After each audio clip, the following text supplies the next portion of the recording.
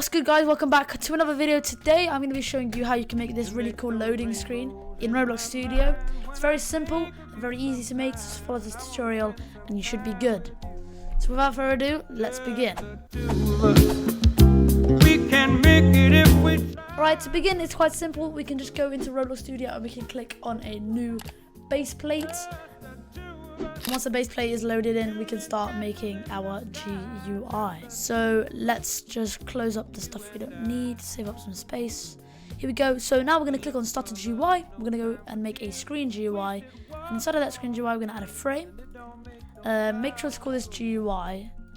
Make sure to call it loading GUI, just like that. Then inside of the frame, we can add a text label. So before we do that, let's size up the frame. So for the size of the frame, just go to 1, 0, 1, 0. And it should stretch to the whole thing. And then for the text label, we're going to do the same. We're actually not going to do the same thing. We're going to do, actually we are. 1, 0, just like that. And then we're going to put the anchor point. Do we need to do this? No, I'm not sure we do. Anyways, so once we've done that, click on the text label, go down to text, press on text scaled. And of course you can use whatever one you want, whatever font you want, but for me I'm going to be using Source Sans Light. I just think it looks very nice. And then for the frame I'm going to turn the transparency down, sorry, wait, how do I do that? What the hell? So what am I doing? You know, it's fine, we'll just leave it, but make sure to turn, the one thing you have to do is make sure the background transparency of the text is 1. That's 100%. You need to do that. That's probably the most important thing. Next, what you're going to do is you're actually going to go to the loading GUI and you're going to click ignore Golem set. And if you don't check this, then you'll have that little kind of channel at the top and it kind of shows them. It's really annoying. What you're going to do, just tick this to true like that. Perfect. Once you have your text however you want, I'm just going to put loading text. Once you have it however you want, we can now go into the text label. We can add in a local script. And inside this, we're going to make a while true do loop. So while true do. And then we're going to do script.parent.text. Pretty much we're saying the script.parent. So the parent of this is the text label.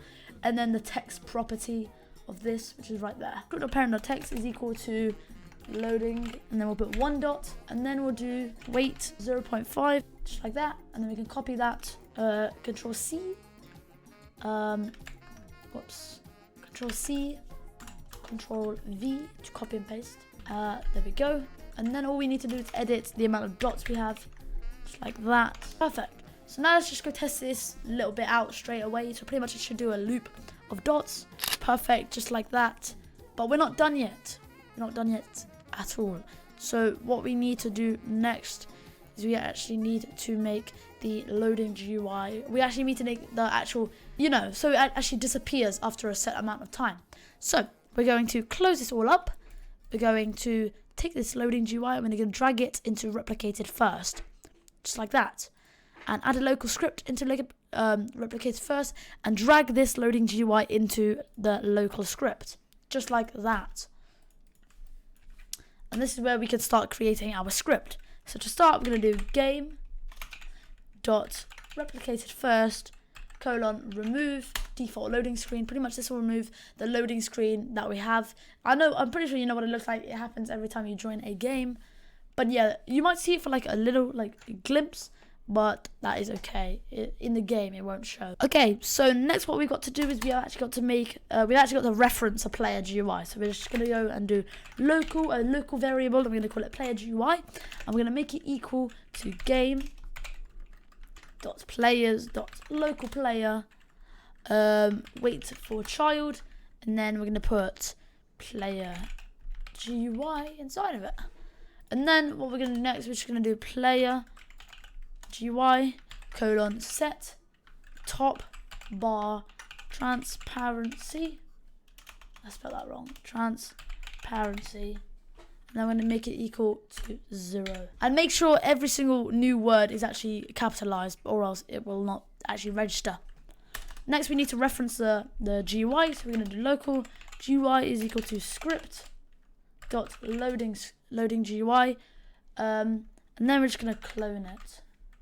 Just like that.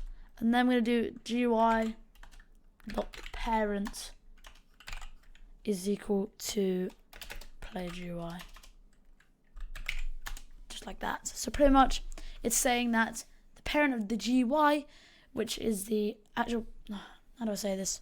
But anyway, so pretty much we're parenting it to the player GUI so it will show up on the player's actual screen.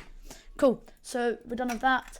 We can now do wait 5. So the amount of time here, I'll just put a, let me say 7 actually. I'll just put a comment here and we'll say time before GUI disappears. Spelling's not amazing today. Yeah, there we go. Disappears. I'm pretty sure I spelled that wrong. But anyway, so we're gonna go down and we're gonna write we're gonna write GUI. Cool. Alright, so we're gonna write GUI dot frame dot text label :tween position udim2. This is what we used actually, you know, what's it called?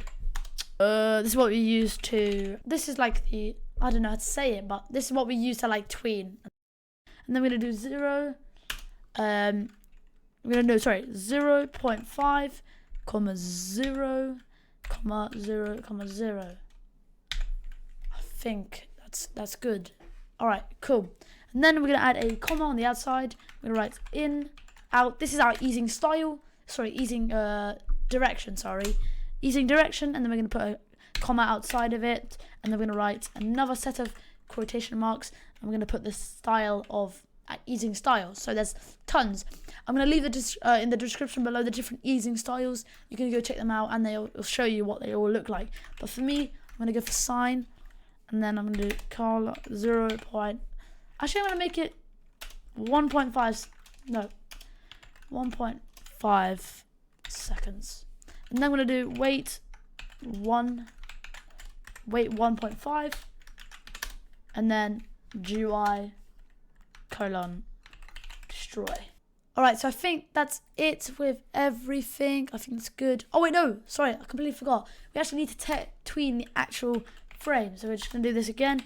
GUI.frame : tween position udim2 .new, and then we're gonna do 0, 0, 1, 0. This is different because like this is text label, and actually, if you think about it, actually instead of 0.5, change it to the same as this. I've just realized a mistake. Put a comma on the outside.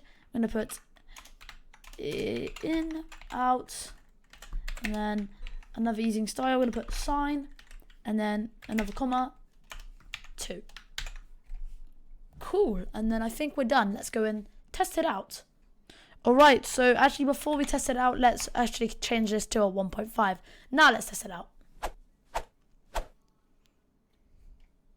Alright, so it says loading. There's no gap on the top here. Loading with the animated text. And then there we go. It tweens away, and then we have our gameplay. And what you can also do is, if you actually have lots of stuff in the game and you actually want to wait for it to load instead of having the default loading screen, you can put so make a few lines. You can do repeat wait 1. No, so you do repeat wait 1, and then you do an until game is loaded. So pretty much this says that if you have like lots of stuff in your game, this will pretty much say don't actually show this until the whole game is loaded. Cool, and that's it. So thank you so much for watching. I hope that was helpful. If you do have any questions, make sure to leave them down in the comments. Thank you for watching. I'll see you in the next one. Goodbye.